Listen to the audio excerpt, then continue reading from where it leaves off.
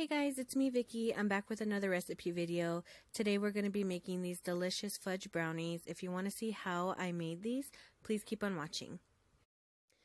So as always, the full recipe is going to be in the description bar down below. Don't forget to check that out, as well as my most recent video, which is actually these delicious M&M Blondies, which is a brownie that doesn't have cocoa powder in them, so don't forget to check that out. So we're going to start off with a half a cup of melted butter or margarine, and today I'm going to be using margarine. So I'm just putting that in my stand mixer. You can definitely do this with a whisk or even a spoon and a regular bowl. You don't need an electric mixer for this. It's just easier for me to film with the mixer. So next I'm going to pour in 1.5 cups of granulated sugar, and we're just going to cream that together until it's well combined. So once that's nice and combined, I'm going to be adding in 2 large eggs, and I'm going to be doing that one at a time.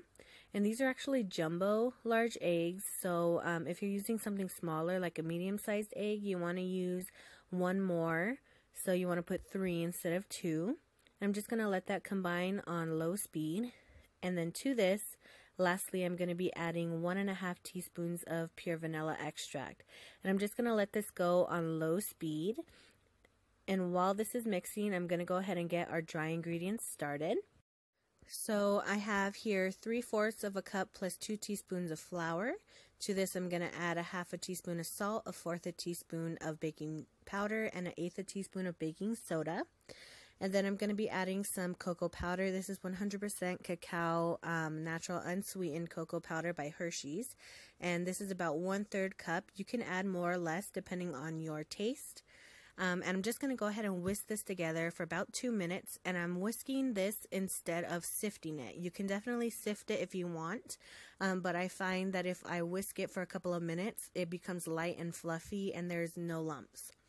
So once I'm done mixing this together, I'm going to go ahead and slowly add it to my wet ingredients. And I'm just going to do this until all of my dry ingredients are combined with my wet ingredients.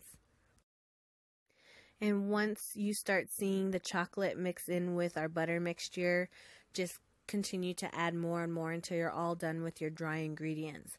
And this should be relatively a little bit grainy and at the same time a little bit shiny. So I'm going to go ahead and stop my mixer for a couple of seconds and scrape down the bowl.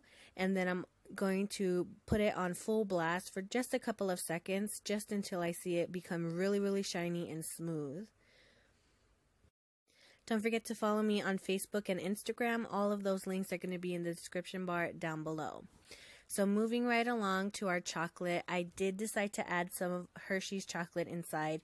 Obviously, I didn't use the one with almonds, but I did use one 4.5 ounce chocolate bar. This is just pure milk chocolate, and I cut it up into little cubes, and I decided to add that to my batter to make it a little bit more fudgy. And that's it, guys. You just mix it in a little bit, and you can definitely do it by hand. And as you can see here, you can see the little chocolate chunks. You can see that the batter is nice and smooth. It's relatively runny. It's not too thick, not too thin. So I'm just going to be adding my mixture to a 13 by 9 inch pan, and I've already sprayed this down with some butter spray. And I'm just going to smooth it out until it reaches all edges of the pan with my spatula. I did want to mention that this video is not sponsored. I am no way affiliated with Hershey's or any other companies. I just preferred this brand, and I wanted to share this recipe with you guys. So once I'm done smoothing out my batter, I'm going to go ahead and preheat my oven to 350 degrees Fahrenheit. And I'm going to place this in the oven for about 35 minutes. Depending on how you like your brownies. So I'm going to go ahead and put this on the center rack, and once they're done, they should be nice and chewy on the outside and really moist and dense on the inside. So this is what they look like without any powdered sugar.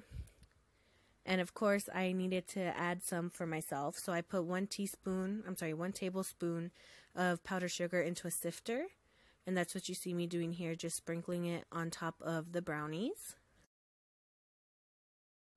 And this is a really flexible recipe, you guys. You can add anything you like to this, candies, nuts, anything really, fruit. So I hope you guys like this video. Don't forget to like and subscribe if you want to see more videos by me. And thank you so much for watching. I hope you guys enjoyed. I'll see you next time.